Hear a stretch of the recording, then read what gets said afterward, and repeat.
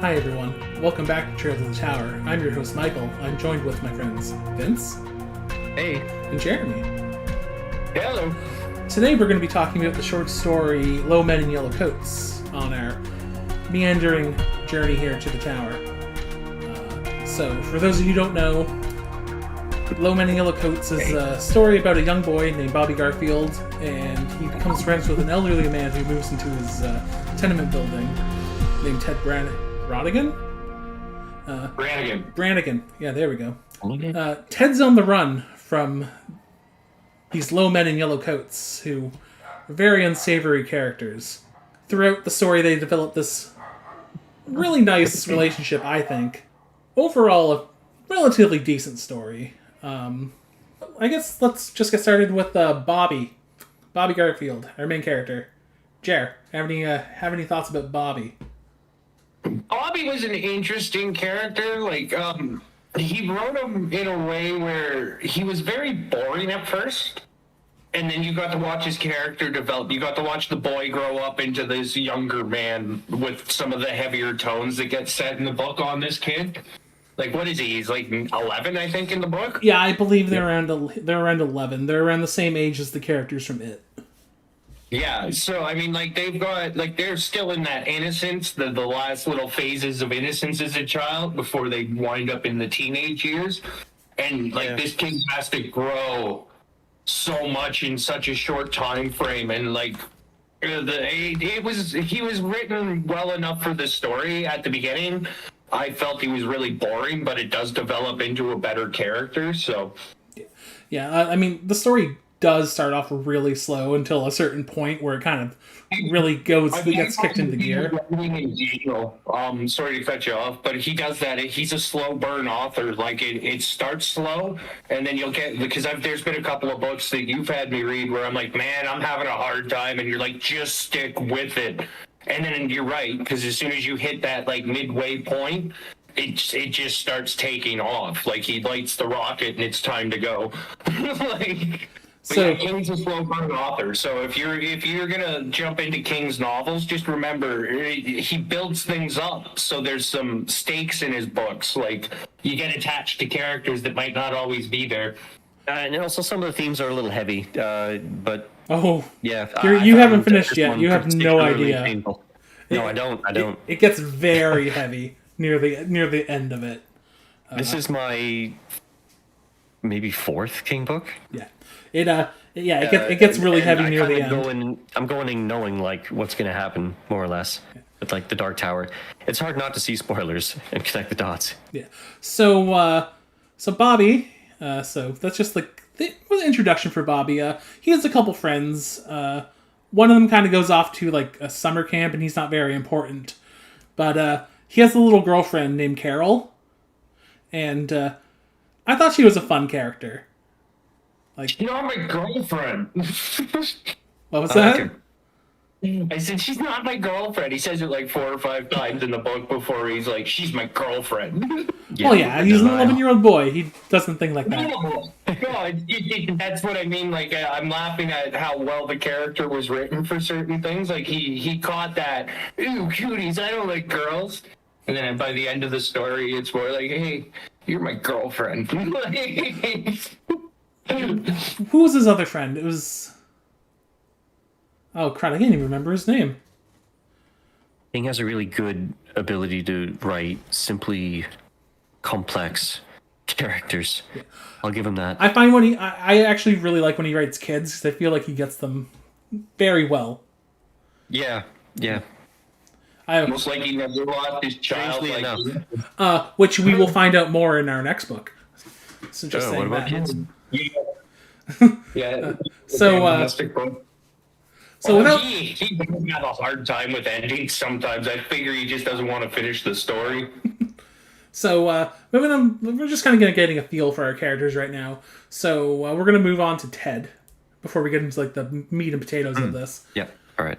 So, Ted Bronican, as some people would know from one of the Dark Tower books, which they mention the events of this book, which is why we are currently covering it. I really like Ted. I like him more now that I've read this than I did with him just in the Dark Tower, and I already liked him in the Dark Tower. Yeah, no, Ted. I don't want to say this like it's he's a beautiful character. He wrote him as a beautiful character. Yeah. Like everything, all of his nuances. You know what I mean? Like he's a guy that's been through some shit, and he still wants to help. And like, you know, he doesn't want to be the bad guy, but he knows he's working for the bad guy. Being a lover of books, I kind of really connected to his love of books. So I kind of felt like a strange, like, little attachment to Ted from this. Yeah, like I said, Ted was a beautifully written character. Like, I mean, you've got the nuances of a man that's getting towards the end of his life, and then he fosters the young kid of, what the fuck's the kid's name again? Bobby, we just talked about him. I'm horrible with names, dude. It's fine. But with Bobby, he tries to mentor this kid a little bit and just life and the things he's going through. And the kid gets so attached to him that he gets involved in Ted shit, right? Like, and Ted's got some heavy things going on right now. Oh, yeah. Ted has a lot of shit going on. As we mentioned, he's on the run from the antagonists of this story, which would be the low men in the yellow coats. They show up in several King stories, but I think this is one of the ones where like they're the main antagonist. And I think they show up in more of King's stories, but they're not directly referenced as low men. Yeah. Like, there's a few different books that you're like, wait a minute, that fits a description in some of his other books to a fucking T. Yeah. They're like the interdimensional secret police for the bad guy of the main King universe. There is essence. Yeah. Yeah. That makes more sense then. Yeah. They work for the Crimson King. We can mention them by name. Fuck it. Oh, that's true. Yeah. Yeah. So they work for the Crimson King. Why are they in red coats? They have like a red eye on their forehead that's constantly looks like it's bleeding but never overflows. Oh, okay, gross. Yeah. It's the Crimson King symbol. The red spot. It's the red spot. The red eye. So That I sounds guess racist. That's horrible. But I imagine his is more like, you know, the D&D movie, the Thane glyphs and stuff. Like that. Kind of, I guess. I'd need to rewatch it. I was a little inebriated the first time I watched it. It's King. I mean, you kind of have to when you watch it. Oh, I'm talking about D&D. Oh, yeah, even better. That too. Yeah, so I guess we'll move on to like the main plot. So Bobby lives in like this tenement building in a nice place in Connecticut with his mother. His father passed not too long ago. He was a real estate agent. His mother's now working for the real estate company as a secretary, but she really wants to become a real estate agent so she can provide more for her son. Money's really tight, and Bobby, being like an 11-year-old kid, doesn't truly grasp that concept yet. So he's constantly like bugging her for money and stuff to get him stuff, but you know, she can't really afford it, or can she? It's kind of like she's squirreling away money. Like, it's never really explained if she's doing it like for just herself. No, it's touched on in the book. Yeah. They touched on it about her being money is her goal. That he hinted at it very briefly when one of the conversations with Ted, right? He even says, "I don't even think my mom likes me." Yes. But yeah, no, they do reference it. He knows because she goes out and buys dresses and shit for herself, but she won't buy him the bike. Yes, I mean, yeah. Sorry, I'm trying to think of something that just didn't. The thought didn't fully mature.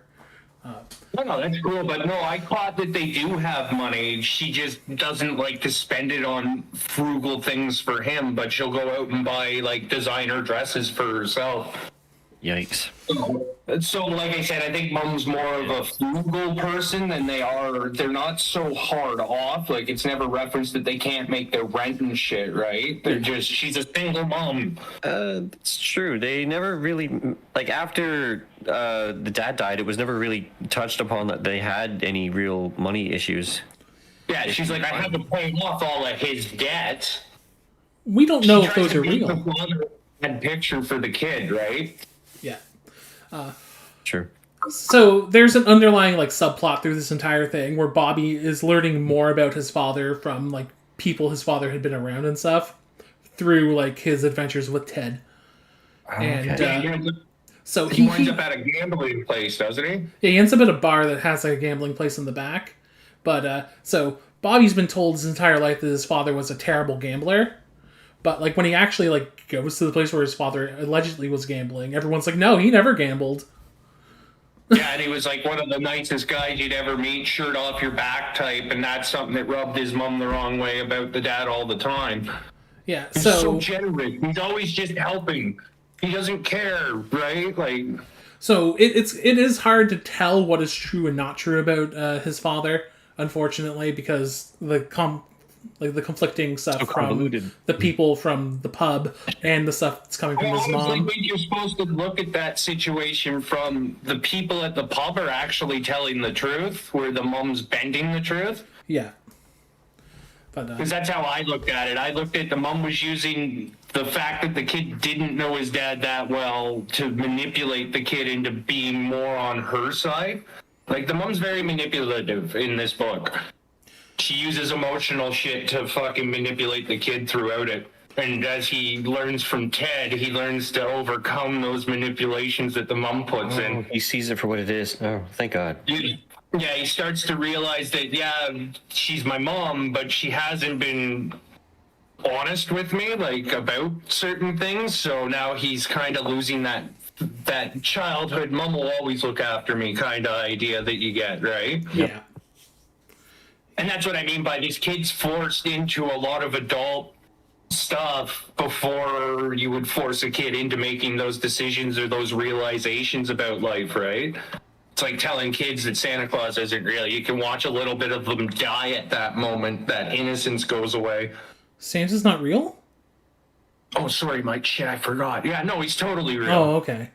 You got me worried there for a second. Yeah, no. I'm just saying in like a Stephen King universe, he wouldn't be real. Oh, okay. Or it'd be like some terrifying eldritch beast. Yeah, that's true. Crimson King, yeah, there you go. Krampus. I would love Stephen King to do a Christmas time horror story. That would be great. I'm surprised he hasn't. Oh, it's Sleigh Hills. Okay, so he hasn't had a Christmas story yet. How interesting. Yeah, it is weird. So Ted moves into the tenement building. A lot of his books, though. Like, I mean, The Stand, they do a Christmas thing, don't they? Well, kind of. But, like, it's not based around Christmas. No, that's not, yeah. St. Nick ain't the sole purpose of the book. Well, I mean, he would have survived the super flu. I mean, being all up in the north and all. So I'd assume anybody in Antarctica and the North Poles were fine. They didn't even know shit was going wrong. Yeah, exactly. For how often they get visitors. Yeah.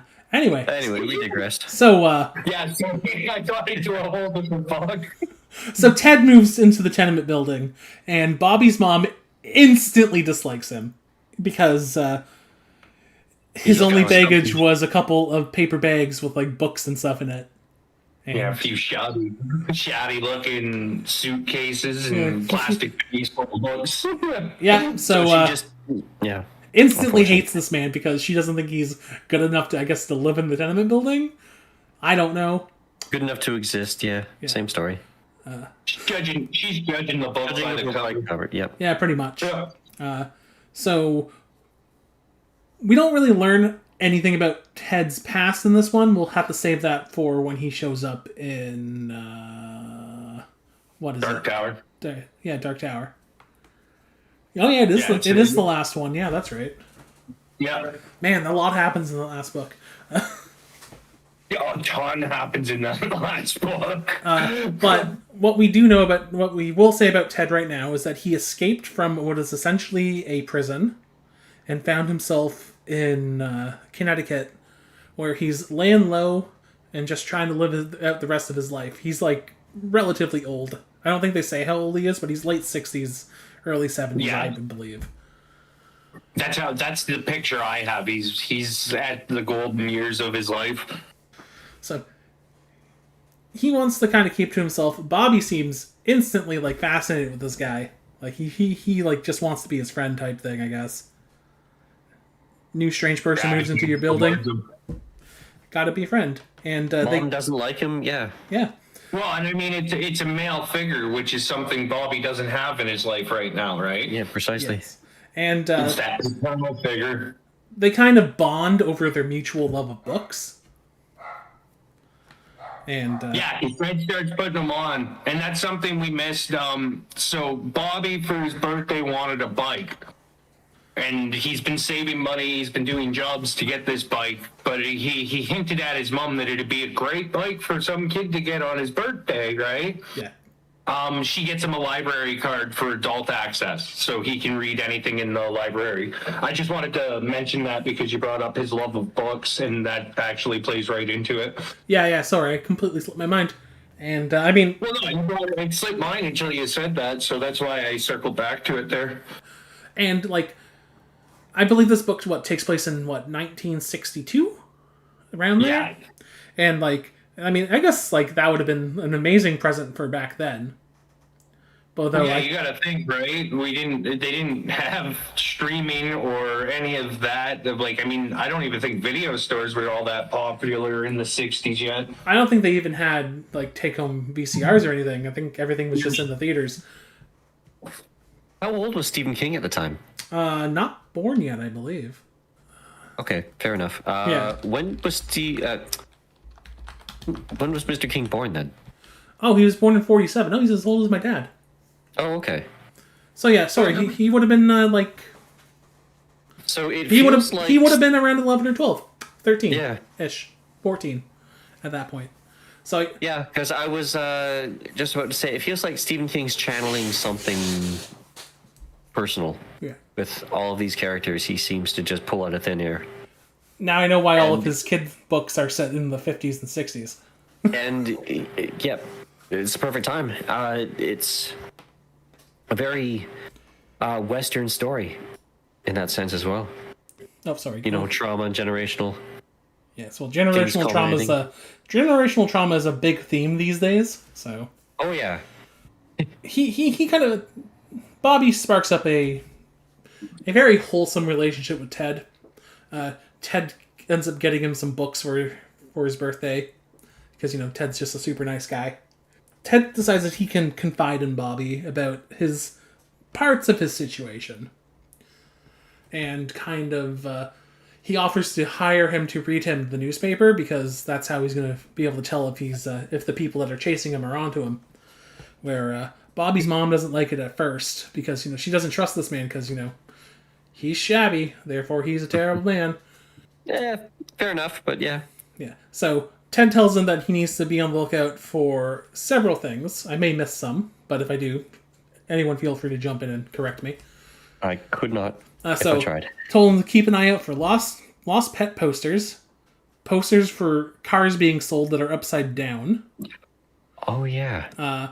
weird writing in chalk on the ground, Symbols. Yeah, weird symbols. weird symbols, people wearing loud clothing, so like flashy clothing and shit, and people driving flashy cars, because those are the signs of...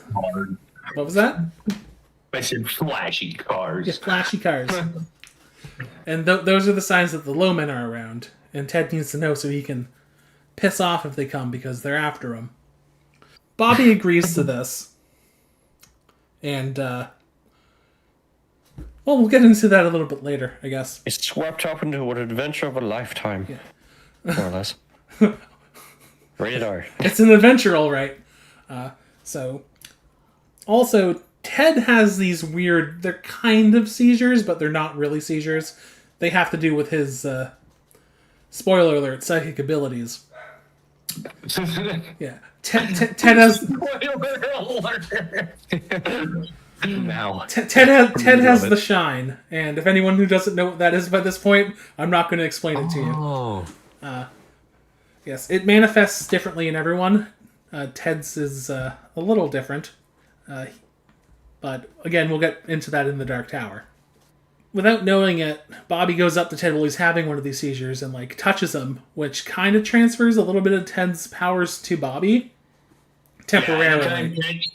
Anytime Ted touches people, he can give his shine to those people.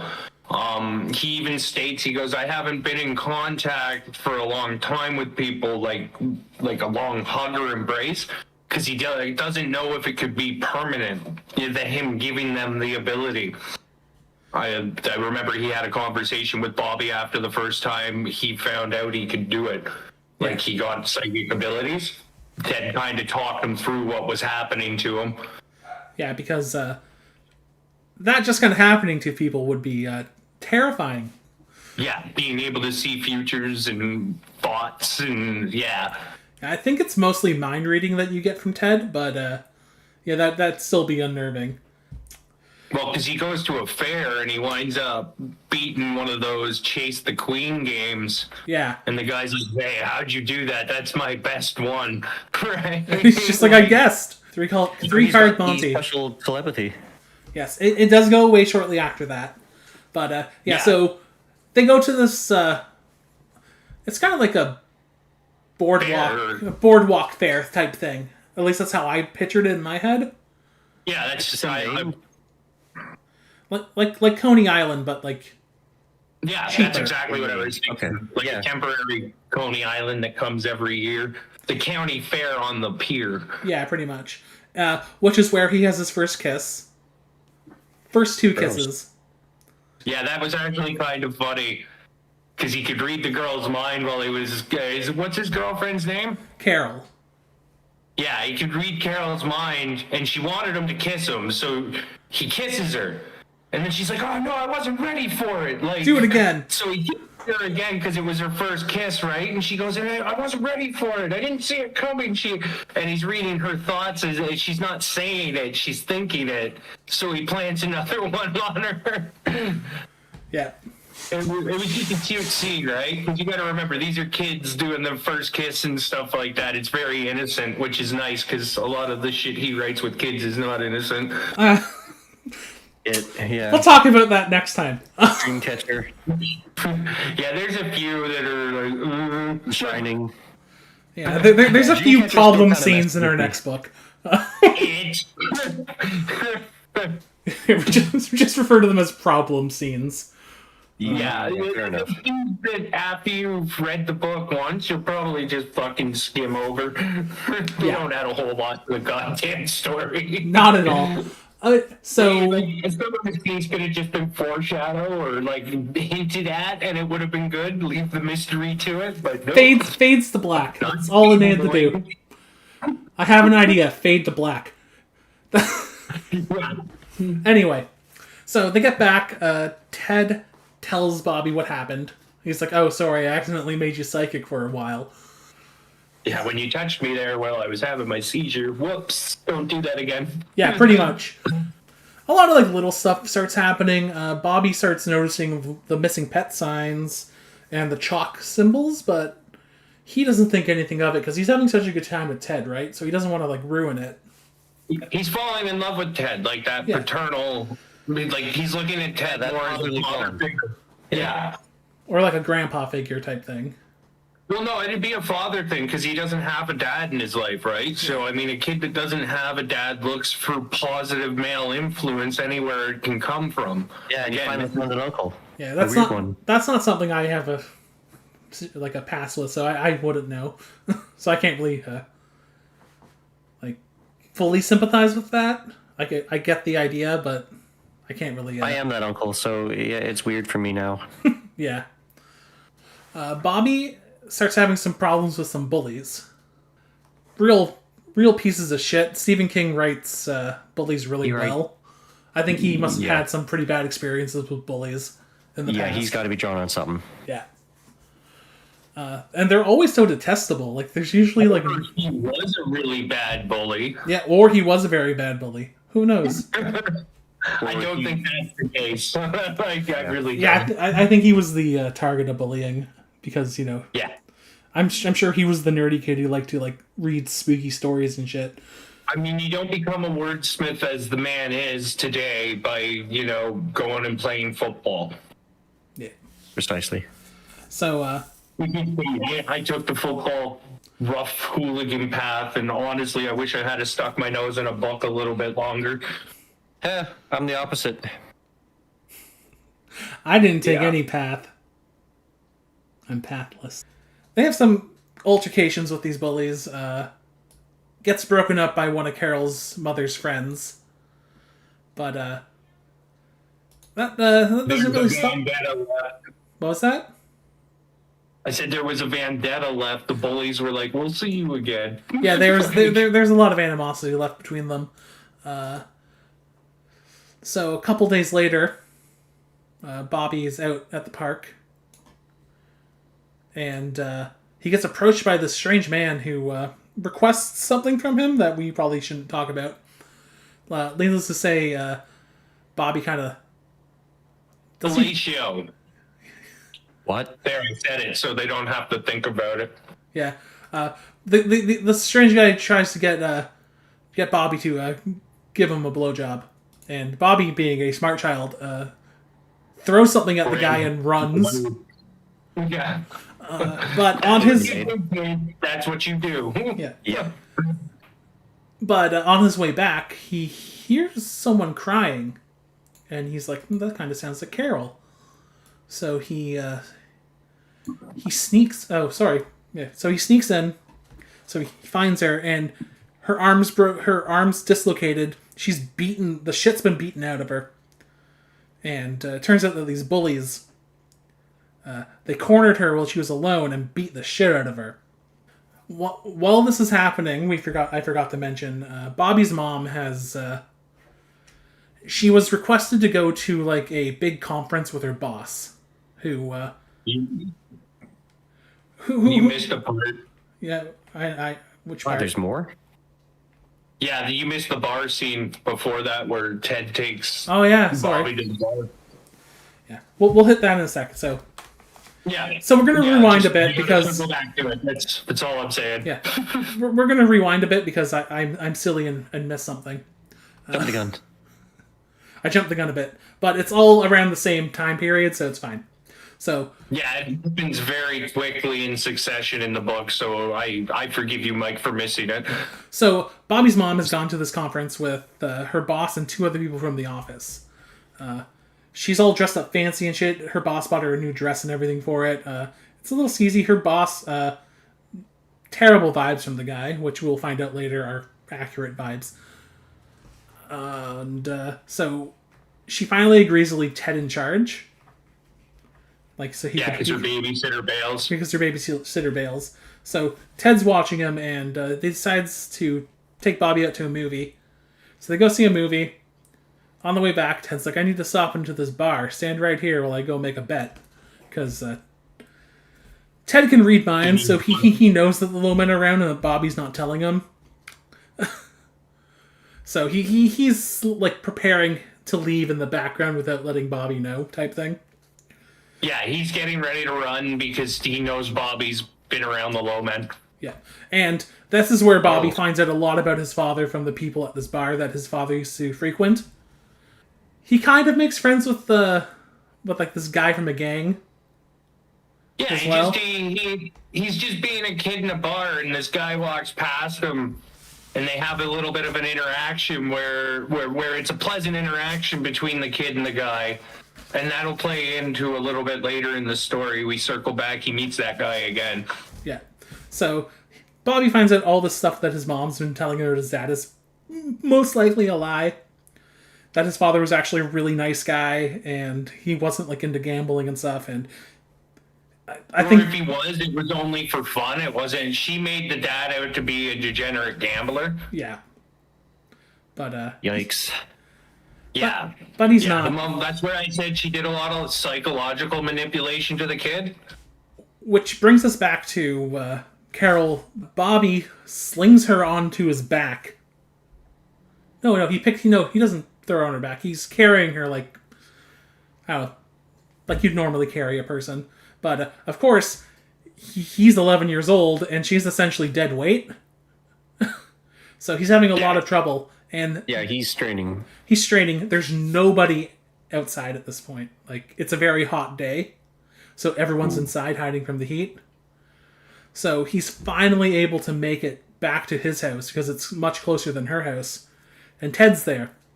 So they bring her in. Like, Ted makes sure nothing's broken.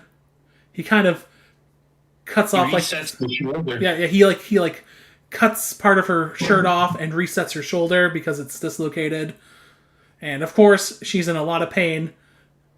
And he's just like holding her, like cradling her, trying to comfort her. Yeah, and this is when Bobby's mom walks in. And I have to admit, if I walked into that situation, I would probably have the exact same reaction as her. However... Yeah, initial reaction for sure, and then you got to listen to the scenario, right? Because however, she had just no, it's not that. It's probably not that. Yeah. However, she has just had one of the worst experiences that anyone could ever have. Her boss didn't take her to the conference to learn things. She was supposed to just be there to be the entertainment. Yeah. And she tried to run away and couldn't get away. We're just going to leave it at that. So she instantly assumes the worst. Then she blames Bobby of helping him. She will not listen to anyone. No. And, like, again, understandable, especially for what she had just been through. Like, I can't... her reactions are valid, and, again, very valid. Yeah. But this whole scene's very heavy in the book, because Bobby still has a bit of the shine. Yeah, and because Ted helps Carol, Carol also has the shine, and she has no way of controlling it, so she is reading Bobby's mother's mind. And all that shit's running through her head, meaning Carol is seeing it as well. And it's just this terrible, like, feedback loop of terrible situations. So, in, like, she fucking, like, Bobby's mom, like, throws Bobby into a wall, like, makes him bleed, like, calls him a terrible person, too, because she thought he was helping Ted, diddle some kids.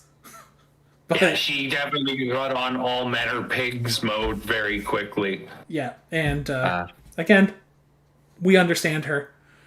She's not a terrible person for that, but she's a terrible person for other things she has done. Yeah. Yeah. Yeah, collectively, she's a terrible person. Yeah, just as a rule. Yeah. So, yeah. So, she gives Ted an ultimatum. She says, "You pack all." She's like, "I'm going to take Carol home, and I'm going to ask her. I'm going to ask her questions on the way home. And if she doesn't answer them perfectly, you're going to jail. I'm calling the cops on you." She's like, "But I want you out by the time I get home." So Ted's like, "Okay." Yeah, that's fair. Yeah, that's fair. So Ted goes and packs all his shit up. Bobby doesn't want him to leave because he's really attached to Ted now. But Ted's like, I don't have a choice. I love you, Ted. Like, I'm pretty sure that comes out either here or very shortly after. Yeah, he does tell Ted that he loves him, and Ted tells him that he loves him as well. But unfortunately, Ted knows that the low men are closing in. He knows it's not safe to stay here anymore. He has this shit with Bobby's mom now, and he's just like, I just need to leave. But he can't leave because of the bet he placed, so he needs to go somewhere else and wait for that. Yeah, he needs to be paid out. Yeah. The fight's over. Yeah. He's waiting because he knows that he's won with the psychic ability, and he's just waiting to go collect his money. Oh, okay. So it doesn't look weird, like he knew something was up, because it looked like he knew something. He had an inside line on that fight, right? Yeah. So Ted goes to, like, spend some time, I guess, in, like, the city area near where the bar is, and Bobby kind of just goes to his room and, not having a good time of it. Like, the guy he kind of saw as his father is now gone forever in his mind. And his mom, like, his mom is, like, he doesn't understand why his mom is acting the way she's acting, really. Like, he kind of has a hint, but he's not sure. Yeah, he just thinks his mom's being a bitch. Yeah, and so he hears her come in. She doesn't even like tell him that she's back. Doesn't make food for anyone. She's just kind of in her room, all like beaten and bruised because from her incident. And Bobby decides, you know what? Fuck this. I'm going with Ted. He's like, I know where he's gonna be, when he's gonna be. So he smashes open his piggy bank that he had been saving money for his bike, like all summer for, takes it, gets in a taxi, and gets driven down to a place where he's going to wait. Yeah, back to that bar. Yeah, back to that bar. He ends up, because he can't ask to be dropped off at a bar, he has to be dropped off at this factory a little bit down the road where he says that his uncle works. And the cabbie's just like, I don't know about this, but he's like, I'll tip you $5. So the cabbie's like, okay.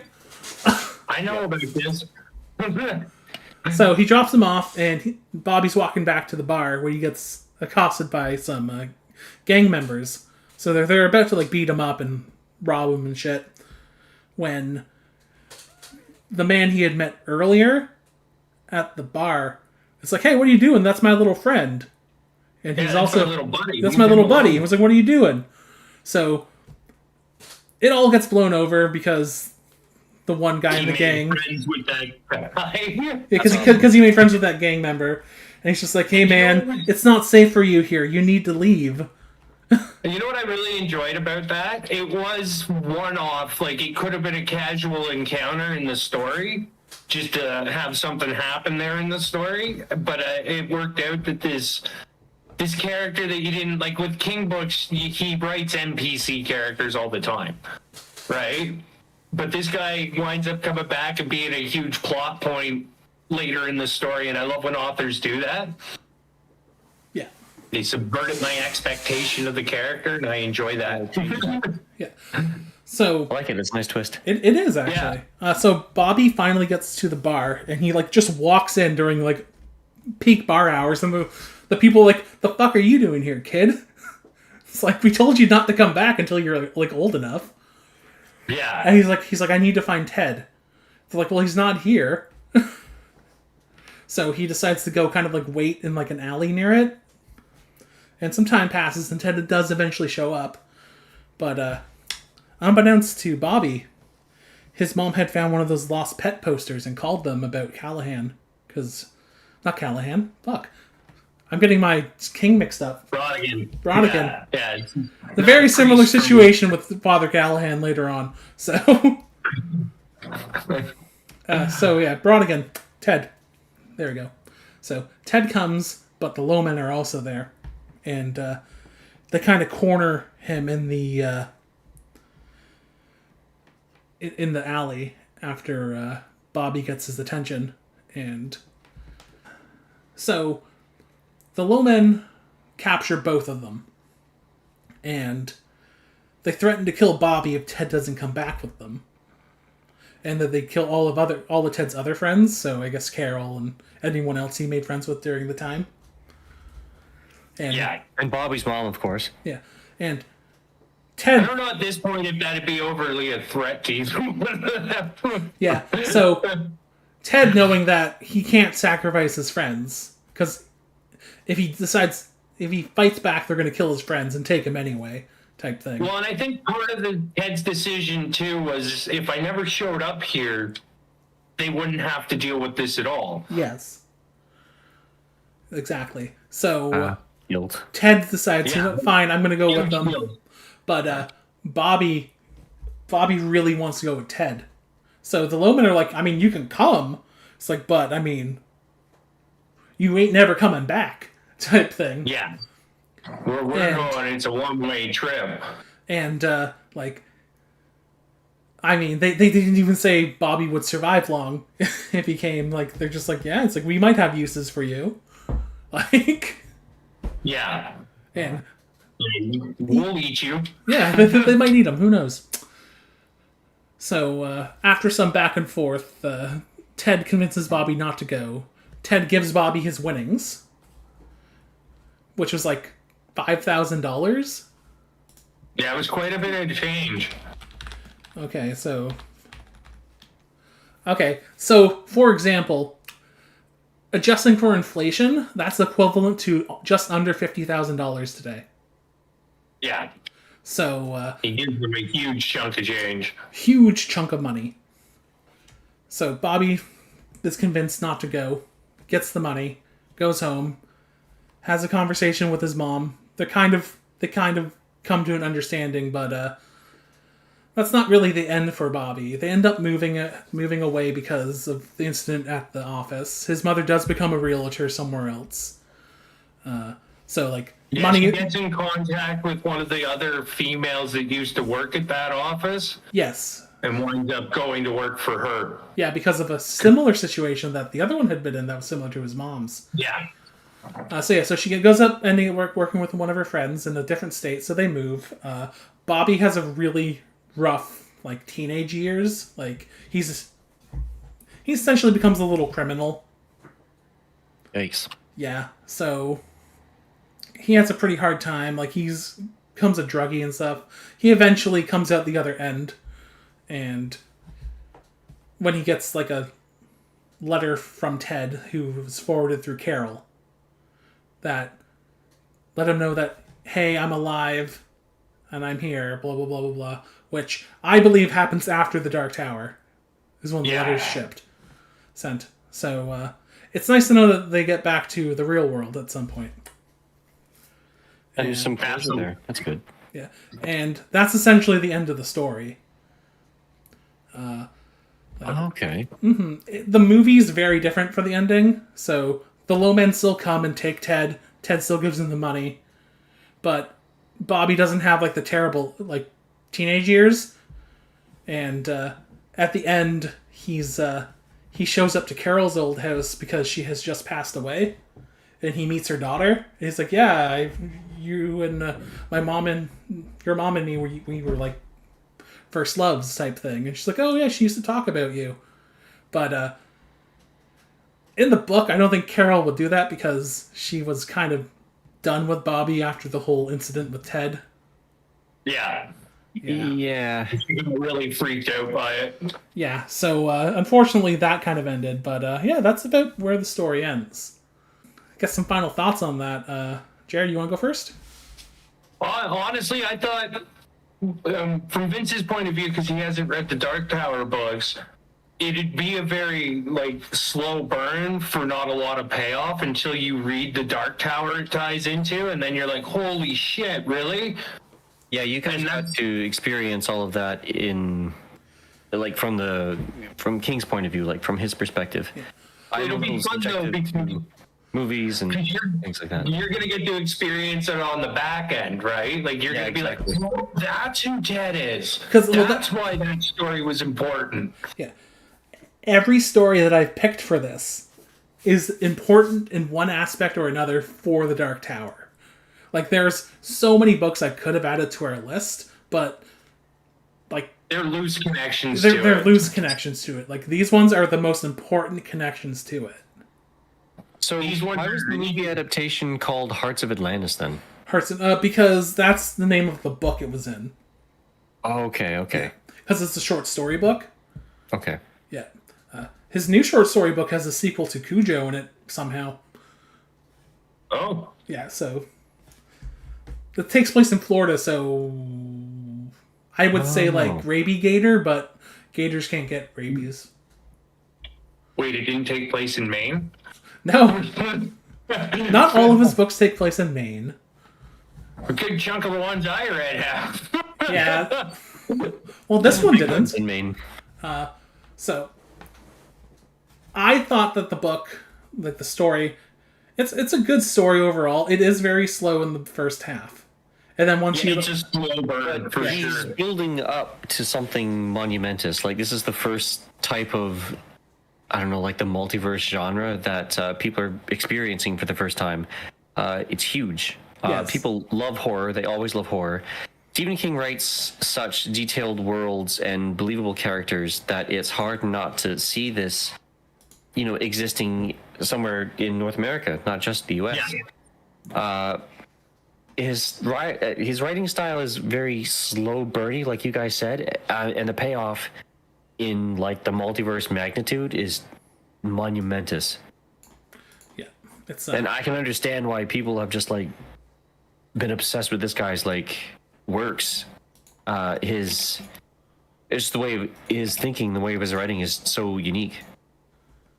Well, I mean, now knowing that a lot of his works tie into one another, it makes me want to read more of his stuff and see if I can find any of the lines myself. yeah, like sometimes it's just like a little wink, right? Like it's a wink and a nod. To, Yeah, like, the and Dark that's Tower, another but- thing. I The think it's subtlety as well. It's not, not though. given to you. I think there's more to it. I think he wants us to find more. Well, I mean, probably. But yeah, like I really did enjoy the story as a whole.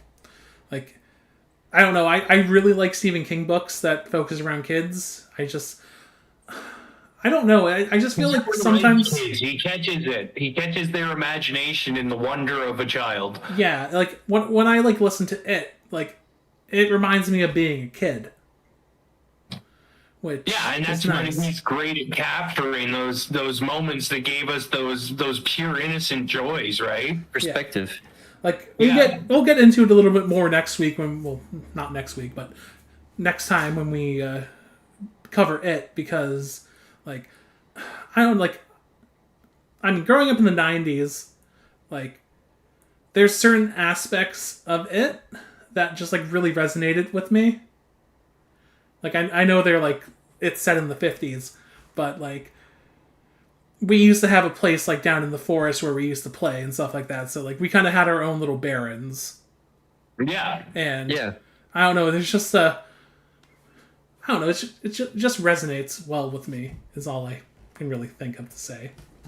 Yeah, that kind of ties in what I said. It could be any sort of familiar feeling. It could be any setting in the West, Yeah.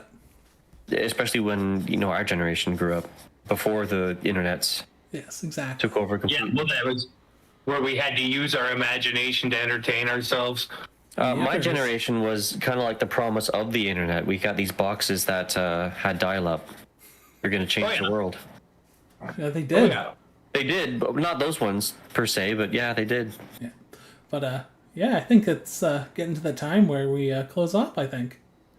All right. God, we're old. Yeah. So of course, I recommend this, especially if you're going through the Dark Tower, or after you've done the Dark Tower, if you want to get more information on Ted. Honestly, I'm gonna make an opinion because I find read the Dark Tower first, and then go read other King books. Because they all like, and then you can, for viewers of the podcast, if you've never touched any of this and you're just kind of watching this to listen to what we think about it, I'd say start with the whole Dark Tower run, and then go out and listen to the books we've covered afterwards. Yeah, we do a very bad job trying to summarize these, but they do a good job. I don't. But what I need to say is our words will be completely forgotten if you manage to tank the slow burn that is a Stephen King book, Yes. Yeah. or less. But yeah, I believe that's everything for today.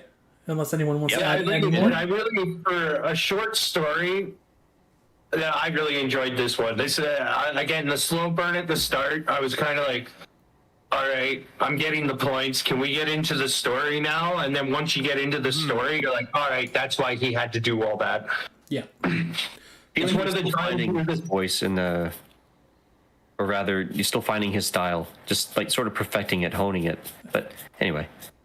But yeah, like I said, this one, all of King's books start as a slow burn. I haven't read one yet that jumps right into the story. But for the slow burn on this one, the payoff was way worth it. Like the story, the climax, the pickup, it gets better, and then you can't set it down. Like this one, I personally was listening to at work, and I started, and I'm like, I even turned music on, like I shut it off at work for a bit, and then I got into the meaty part of the story. I got home from work, and I finished it that night. Like, I'm like, holy shit, I can't stop now. I got to see what's going on here. Ooh, And when a book can do that, even a short story for me, that's huge. That's 10 plus in my books. yeah, that doesn't happen often to me either. No, I can usually be like, all right, I'll finish that tomorrow. But yeah, this one had its hook in me at the end, and I'm like, good writing. So Fair enough. next time we'll be on our penultimate book before we actually hit the Dark Tower proper, which is going to be It. So we're going to have some things to say about that. So everyone stay tuned. And until then, that was definitely a different book. See you next time. Yeah, so until then, see you next time. Sorry, what was that, Jer? I said, have a good one, folks.